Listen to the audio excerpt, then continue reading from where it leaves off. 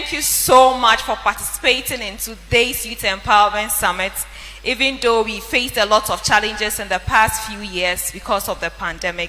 But thank you very much for still being willing to come here to learn, to relearn, and to unlearn everything that we hold. It's always a great privilege for us to bring young people together, for them to understand the need of things or information that will propel them for exploits. My name is Martha Anabila. I am just leading the Youth Empowerment Summit with my organization, the Martha Inspires Foundation. And this year's summit has brought together a lot of partners, especially the National Youth Authority, that is the youth hub here in Ghana, or let me say in the northern region because we are here, that have supported us greatly to bring this Youth Empowerment Summit together. We've also had the Savannah Women Integrated Development Authority, Sweden Ghana, supporting us, Foster also supporting us to bring this event to make all of us here together. But before I go, I would want to acknowledge some of the few schools that I see around. Do we have Tamasco here? Oh, just a wave is not enough. Do we have Tamasco here? Okay, I see Tamale Islamic. Are you here? Okay, I see Kaupohen. Are you here? I see Vitin. Are you here? Dabopa, NTC, Ganasco, Nobisco, Batsco. I hope I'm not, is Ambaria here? I hope I'm not leaving anyone out. And we have some youth groups. Is Bisco here? Yes, Bisco is here. Tamale Youth Choir, thank you very much. It's Kumbongun Senior High School here. Yes, okay, you are at the far over there. St. Charles, are you here? We also have some youth groups that I believe that later on the MC will be acknowledging as well. I also want to say a very big thank you to my speakers who have seen this Youth Empowerment Summit to be a great one. For them to come here to share their knowledge with us, Mr. David Kobafari, who was our first speaker. I learned so much personally from your presentation. God bless you. Our chairperson, Madam Hajia Sumani, thank you very much.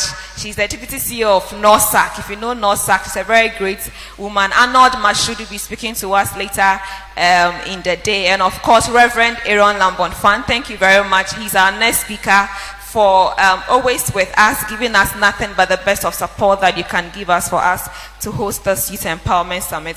MTN Ghana, I want to say a very big thank you. I cannot do this without MTN Ghana. They have supported us over the years, and they are the reason why this Youth Empowerment Summit has actually been coming, because they give us nothing but the support.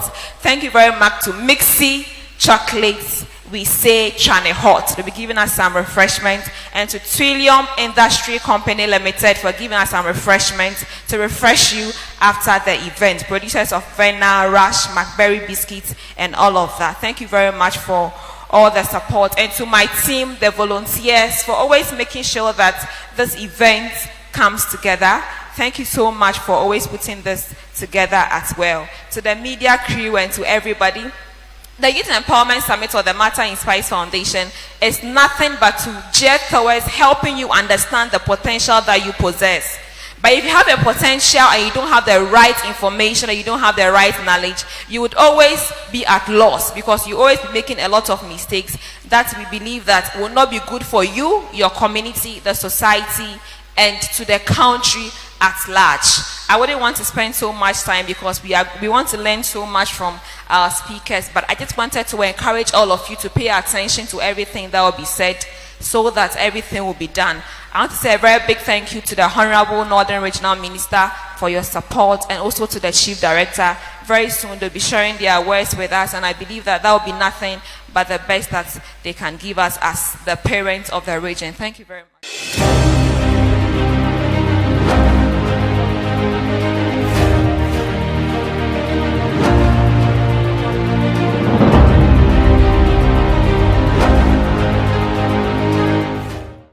The third speaker is someone I really admire, and I learn a lot from him. He's a strong voice of the gospel in northern Ghana. He's a crusader against hell, an ambassador of the cross and scribe of ancient wisdom. He's He is sold out for Christ and ready to reach the unreached by all means possible. A family man, married with 3 beautiful kids and living an exemplary life in every sphere. He is a follower of Christ who seeks to honor him with his life as he carries out his mandate to make disciples and serve others, radiating through his life Christ's virtues. He encourages and empowers Christians to use their gifts in the community of believers to advance God's purpose. His vision for the church is that the body be engaged in delivering, reaching the lost, developing, helping Christians grow and bear fruit, and deploying, training, and sending out believers to make disciples.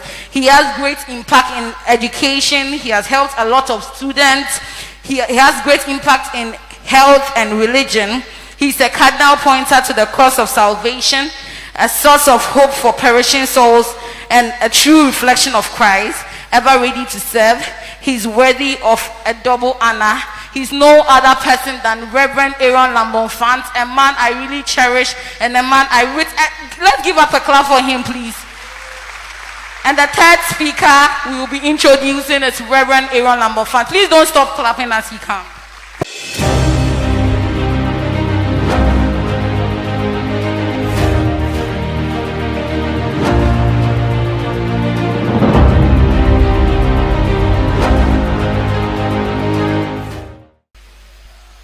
Thank God for this privilege to be a part of this August conference. I want to acknowledge the Honorable Regional Minister, and then also the Director for the Coordinating Council. I'm told is here. I don't know if I've gotten your portfolio right. And Hajia, it's nice meeting again. We've met a couple of times. And Brother David, who was the first speaker, and all other speakers, all protocol observed. Thank you very much for coming. I would have only 30 minutes to do my presentation, and I trust that it will contribute to knowledge. I'm asked to speak on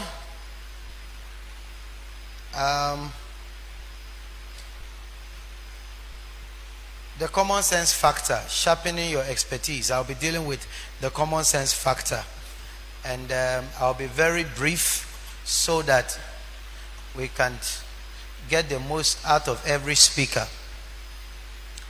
I'll be looking at the common sense factor. In life, fruitfulness should be the pursuit of every person. Life is beautiful when you are fruitful. Life is wonderful when you are fruitful. Life is blissful when you are fruitful. Life is purposeful when you are fruitful. A fruitful life is simply one of achievement, attainment, accomplishment, advancement, establishment, and fulfillment. A new year should not only come with a change in numbers, but also a change in level. We should be constantly growing day by day. It's not enough to celebrate ceremonies. We need to have testimonies along. How is our life impacting the lives of others? Are we living a fulfilling life, a fruitful life? Age minus fruitfulness only makes you an adage. Age minus fruitfulness only makes you an adage. When someone can smile because you exist, then you are fruitful. When someone can eat because you exist, then you are fruitful. I'm so used to amens and hallelujah. So if it escapes out of my mouth, understand, please. Amen.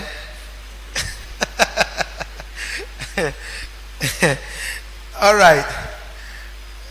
Common sense. What we call common sense in religious circles, we call it wisdom. We call it wisdom. And it's so important. A little boy was asked by his father. He said, if you were to choose between money and wisdom, which one will you take? The boy said money. And his father said, you are a stupid boy. You should choose wisdom.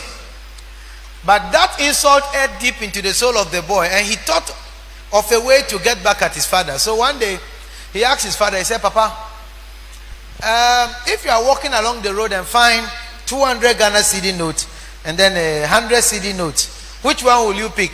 The father said, 200 cedi note, of course. He said, Papa, poverty will kill you. Can't you pick both? Today, I don't want you to only choose common sense or wisdom. I want you to choose every good thing that is available in life. Choose every good thing that is available in life. Maximize your destiny. And there's a common sense approach to life. And so I want to outline basically 4 common sense principles that everybody must choose if you must make the most out of your life.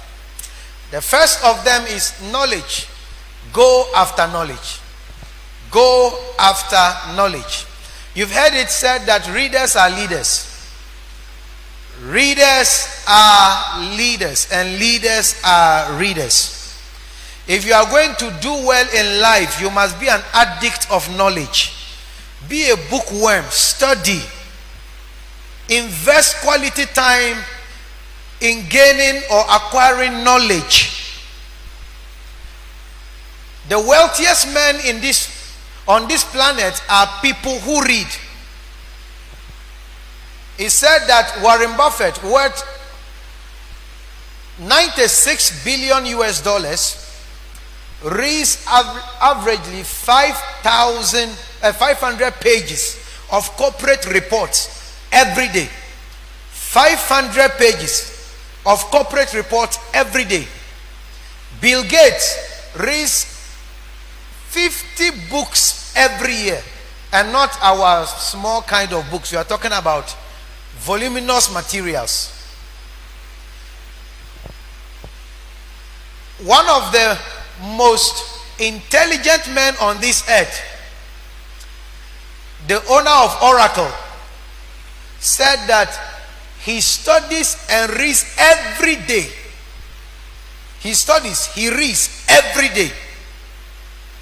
So if you are going to do well in life, you have to be a reader. Be a reader. Many of us will prefer to watch movies. Spanish people that are now speaking Chi on our TV. We will invest 6 hours watching movies that will not profit us. Statistics shows that the average house keeps their television on 6 hours a day.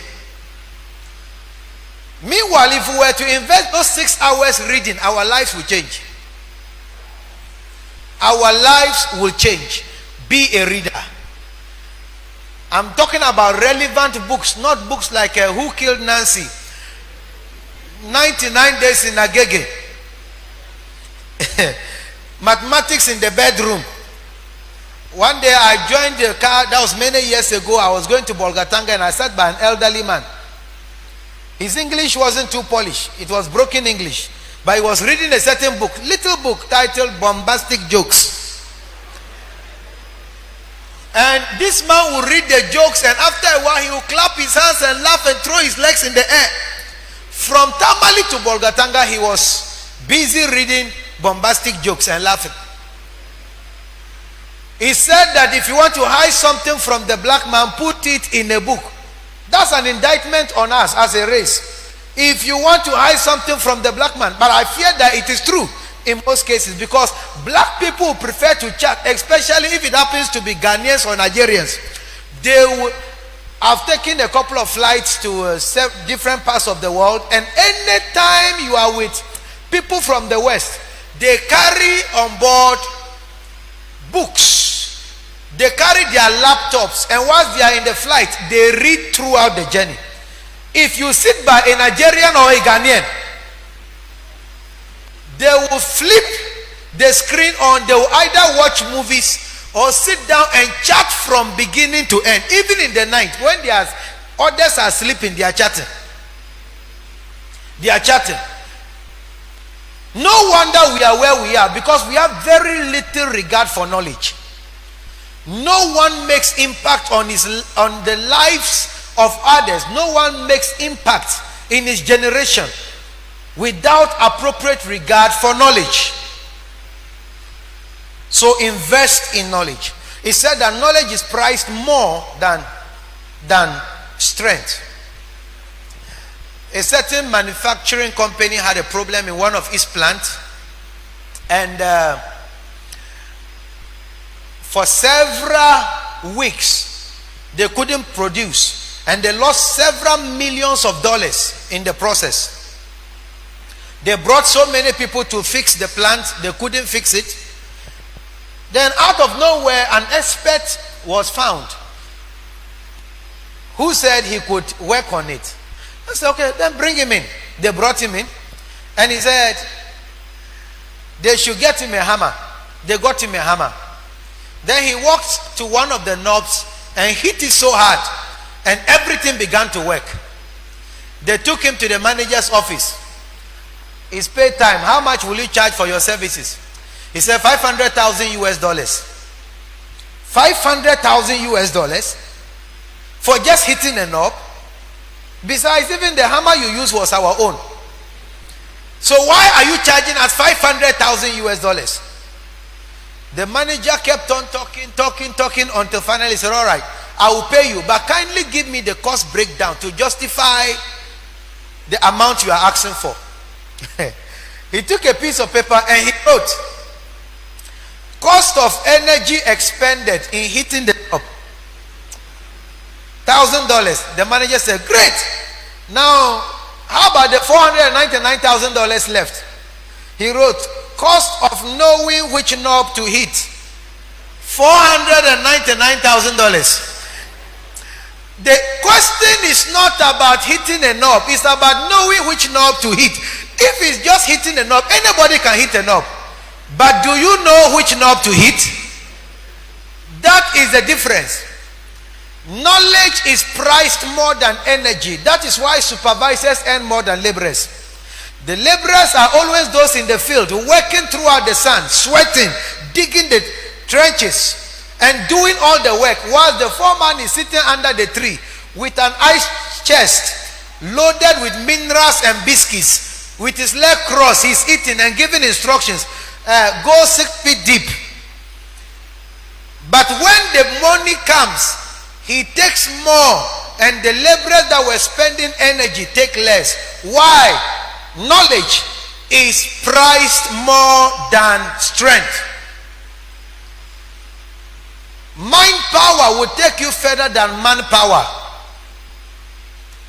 Strength cannot do as much as knowledge. Now, if you go to the zoo, you discover that the stronger lion is inside the cage, while the weaker zoo attendant is outside making money out of the guy that is strong. What is the secret? Knowledge. The wisest will always do better than the strongest. I've seen muscular men guarding skinny, short men, and he calls him boss. Now, the difference is how they applied their minds. My prayer for everybody here is that we will excel in knowledge and do well in our various endeavors. Number 2,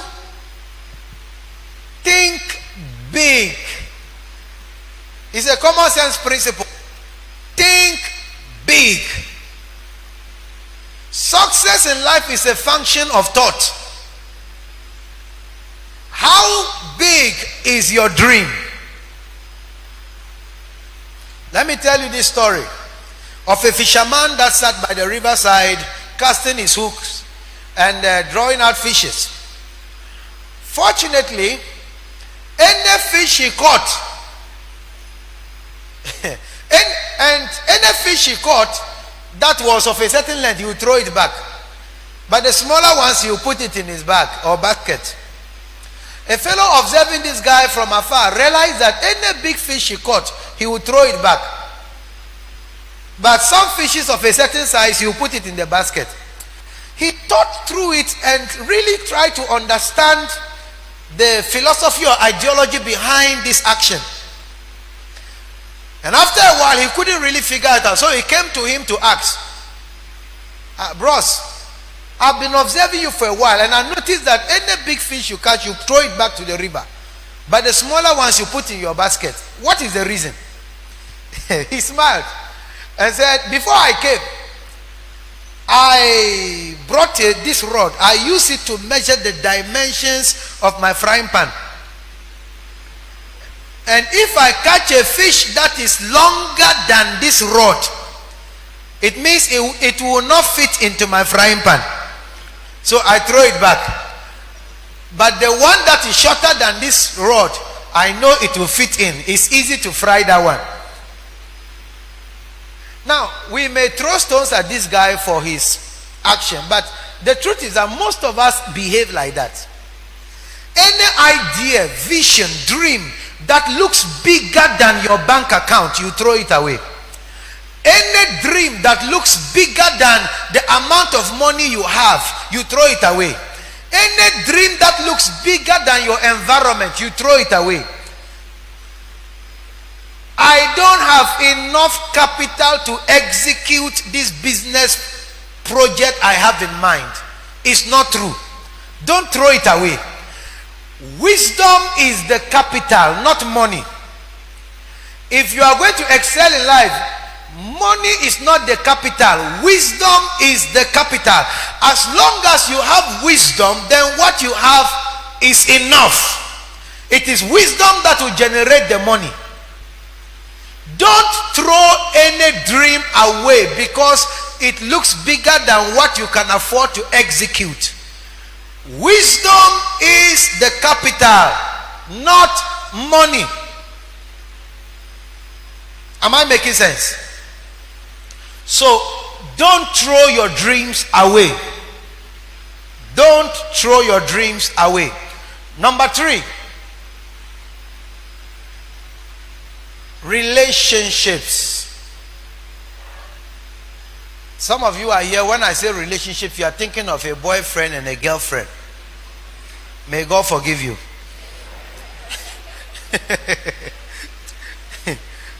Relationships are far bigger than what you are thinking. You know, please understand, in this life, who you know matters. Who you know matters. The good book says 2 are better than 1. Life goes up or comes down depending on who you meet or who you miss.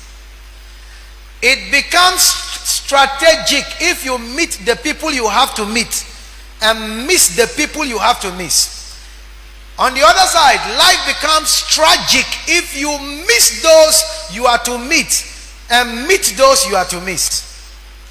Always aspire to meet the right people and to build the right relationships. This is important.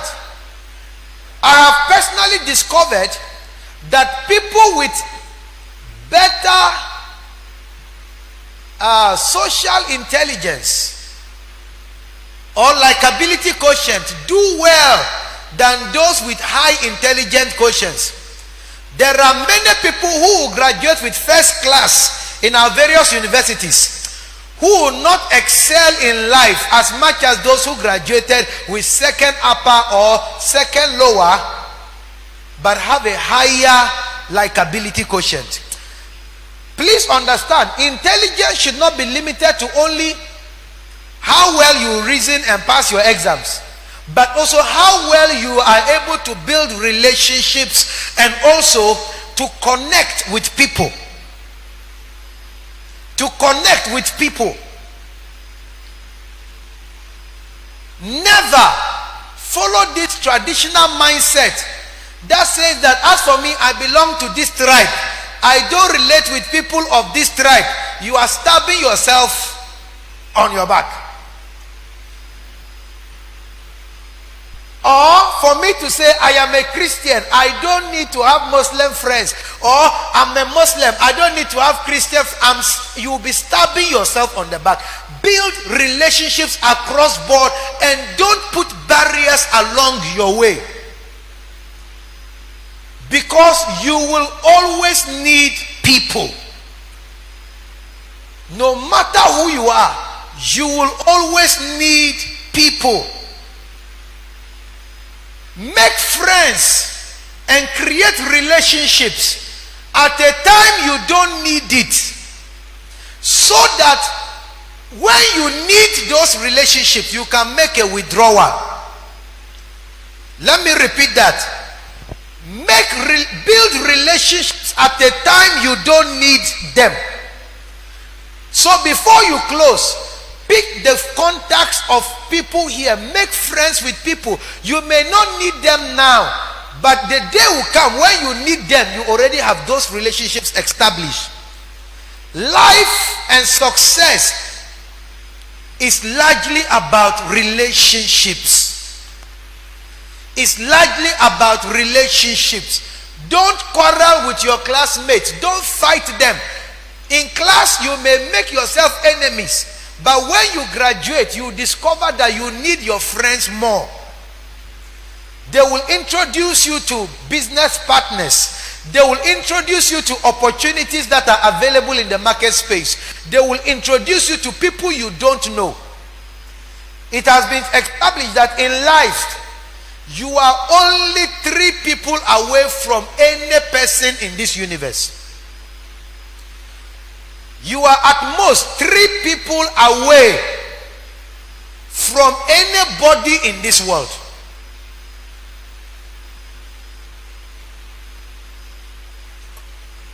Maybe we can prove that. You say, okay, I don't know Bill Gates.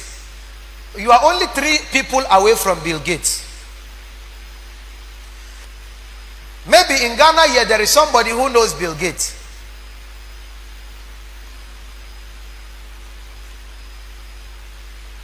I know at least he's a good friend of Dangote. So let's make it simple. Practical example. Okay, you say you don't know Dangote. You only need to know one person who knows Dangote. And if you look at things carefully, you will find someone. Even in this building, you may be able to find someone in this building who can link you to the president of Ghana. At least the regional minister is here. And the president of Ghana knows Dangote, so 2 people. Dangote knows Bill Gates, so you are connected.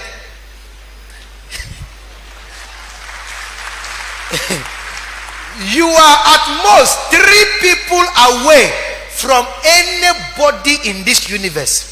So the more relationships you build, the more connected you become. So nothing becomes impossible in this life for you. So it's very important.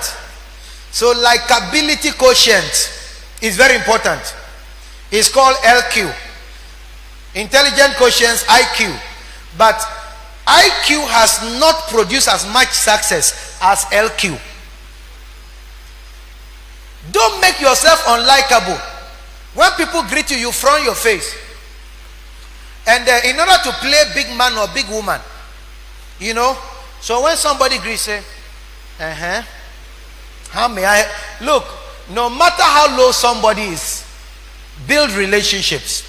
I remember in my former house, I used to drive past some security men who sits outside a particular gate. And when I drive past them, most of the time I will pause and say hi before I continue. Every now and then I will roll down my glass, slow down and greet. And one day during the rainy season, my car got stuck. I had passed and my car got stuck. They came and helped me. And another time I was passing and somebody's car got stuck. And they pretended like they didn't see. The lady came down and came and pleaded and greeted. Entree, nah. And they tried to persuade them to come and help. They didn't mind her. They told her that every day when you are passing, even you splash water on us. They said, now go and put your car. Simple relationships, it helps a lot. All right. This is very, very important. Like people. Like people. Always choose the line of least resistance. Don't go making enemies everywhere. Don't go making enemies everywhere. And you justify it by saying, as for me, that's how I am. If you cross my line, I'll give it to you. I don't take nonsense. Straight. I don't take nonsense. And you think that is a smart way to live your life? You are complicating your life. You are complicating your life. You see, people like to be loved and love to be liked. Everybody, no matter who you are in this world, we all love to be liked and like to be loved. We may pretend about it, we may not always admit it, but it's a fundamental psychological need of every human being. We all want to be liked and like to be loved. It's very important.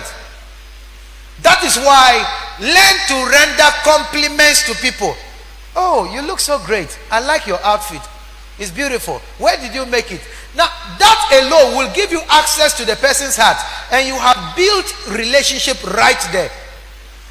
People don't forget how you make them feel. That's why for those of us who are married, our wives never get tired of hearing us say, I love you. Say it 10,000 times in one day. They will enjoy it 10,000 times. They like it. Everybody wants to be praised. All right. So, this is very, very important. The last one, number 4. Believe in yourself. It's a common sense principle for success. Believe in yourself. Kindly turn to your neighbor and say, believe in yourself.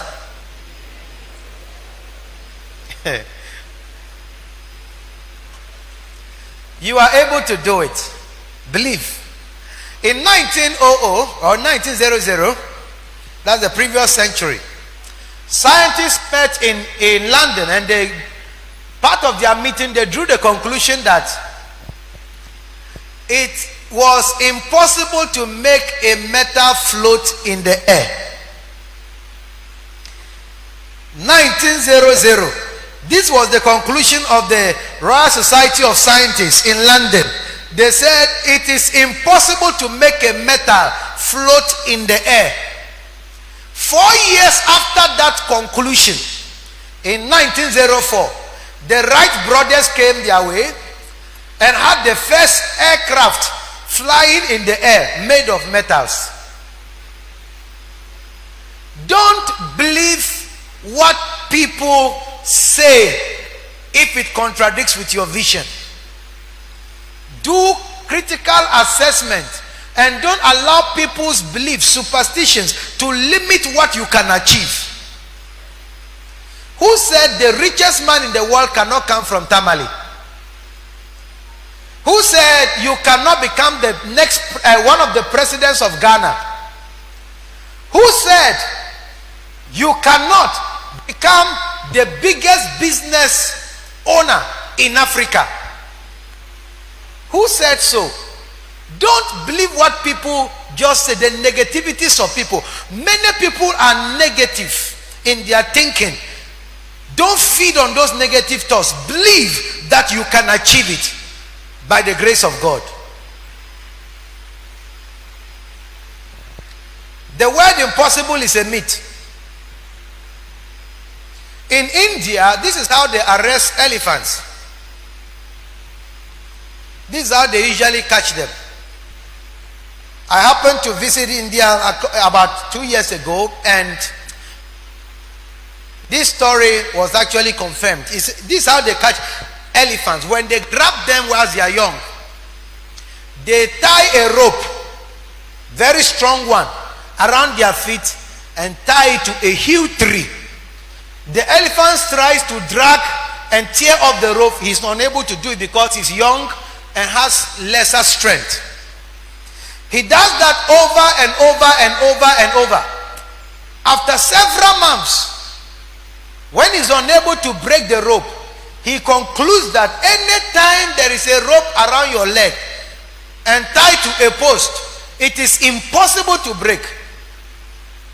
So when the elephant is now grown, capable of uprooting a tree, when they still tie a small thread around his leg and put it around the peg and nail it to the ground, the elephant will never make attempt to move, because from childhood he formed a superstitious mindset that anytime there is a rope around your leg and tied to a post, you cannot uproot it.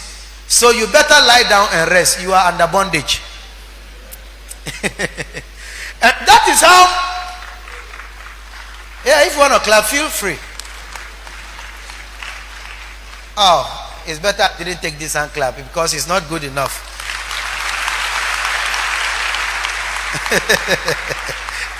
And that is how most of us tend to think. Maybe your father tried, it didn't work. Your grandfather had made some trial, it didn't work. Then you say that in this family, nobody builds a business and succeeds. Take away that mindset.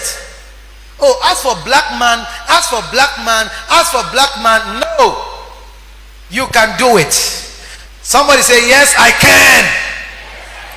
Shout like you eat TZ. Say, yes, I can. These are the TZ eaters. Now let's see the fufu eaters. Shout, yes, I can.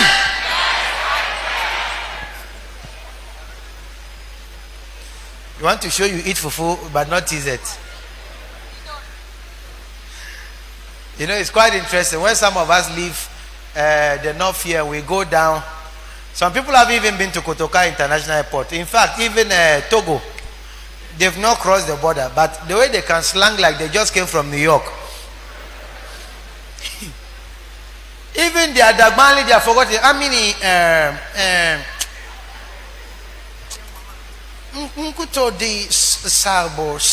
hey, you cannot do it. Hey.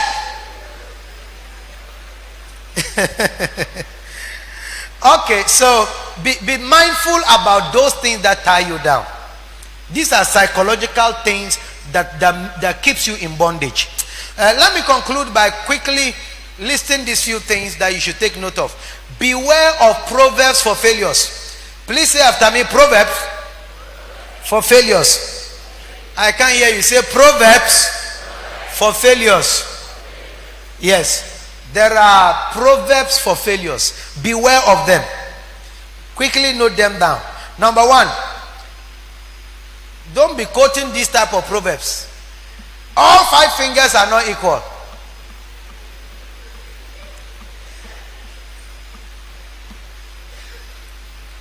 It's true that all 5 fingers are not equal, but why have you chosen to be the shortest finger?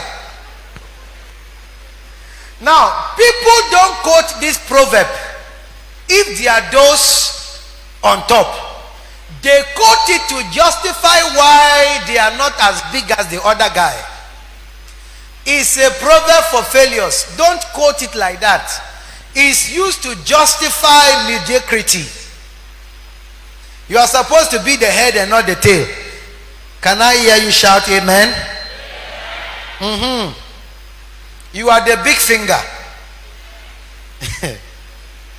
Number 2, half a loaf is better than none. Now, this saying is supposed to teach you contentment and gratitude. But mediocres have turned it around. It is used to justify mediocrity. At least I have something. If you can have a full loaf, why should you settle for half a loaf? May you go higher and higher and higher and higher. Number 3, I have done what Napoleon could not do. You are not Napoleon, eh?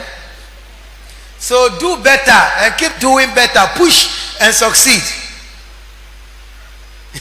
And stop comparing yourself with Napoleon. Number 4, Rome was not built in one day. I understand the wisdom of this proverb. But then on the other side is another way of making you settle and not move as fast as you can. People say, oh, no hurry in life.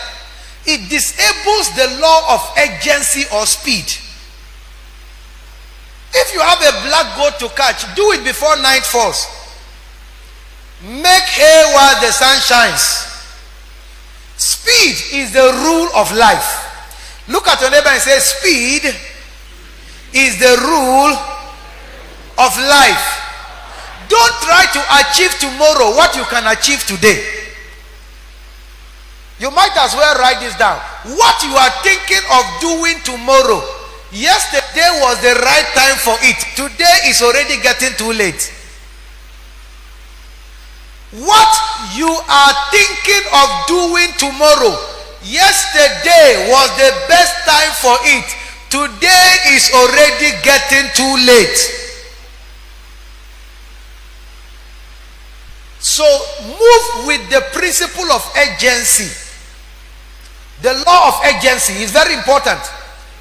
At age 14, that boy who acted Home Alone was already $1 millionaire.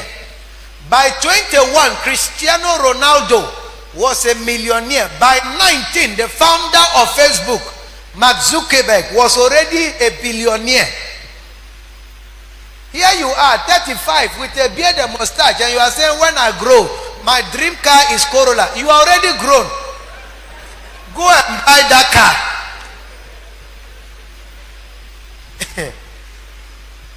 It's only in Africa that 27, 28, 29-year-old will still be in his father's house or in his brother's house and fighting with his brother's wife because he served the food and didn't put plenty meat. You are lucky they gave you meat. They shouldn't even give you food at all.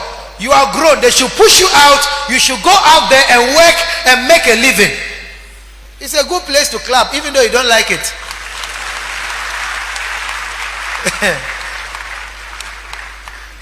Am I making sense at all?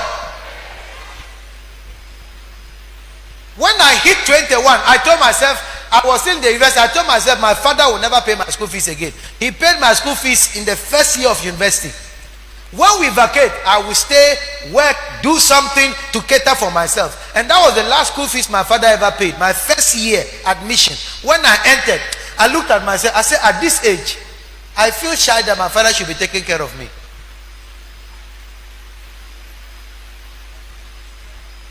I know that's a knock on somebody's head. Because at 28, when you are going and you ask your father for chop money, when he doesn't give you, you create confusion in the house.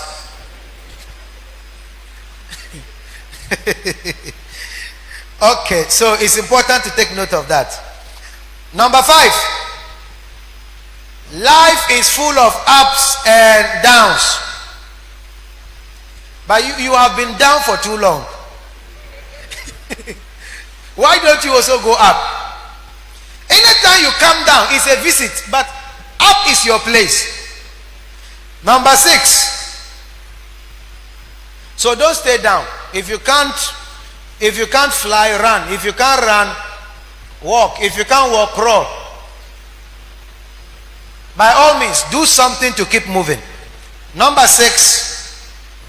What will happen will happen. It's another proverb for failures. What will happen is not wisdom. It's what you make happens that happens. Please say this after me. What will happen is not wisdom. It is what you make happens that happens. And if God wants me to be rich, he will make me rich. It's a lie. It's like saying that if God wants me to have good breath, he will brush my teeth. God will not brush your teeth. You have to wake up in the morning and brush your teeth. Am I making sense? Yes. Nothing in life happens of its own accord. You must make it happen. I like how Sir Isaac Newton put it in his laws of motion. He says every object will continue to stay in a state of rest or in a state of continuous uniform motion until it is acted upon by an external imbalanced force. Now, in lay terms, what it means is that nothing moves until someone accepts responsibility to move it. Make your dream happen. Fulfill it. There is something to do. Another proverb for failure. Even white men also have black shadows.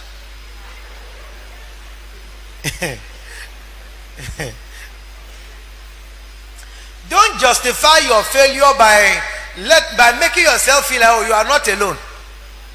Others have also failed. I'm not the only one who had F. Even this guy whose father is very rich and he had all the books, Quran, he too, he failed. Look at it and say, your case is different. Number 8, all work and no play makes Jack a dull boy. This is the excuse many have used and they have been very lazy. Number 9, no matter how short a man is, he can still see the sun.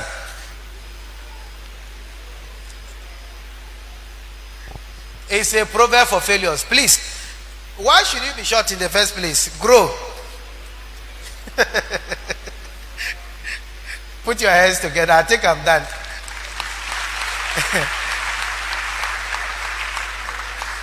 I wish you well in your endeavors, and my prayers are that God will preserve every one of us and cause us to maximize our potentials and destiny.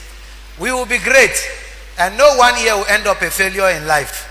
That is my prayer. Amen.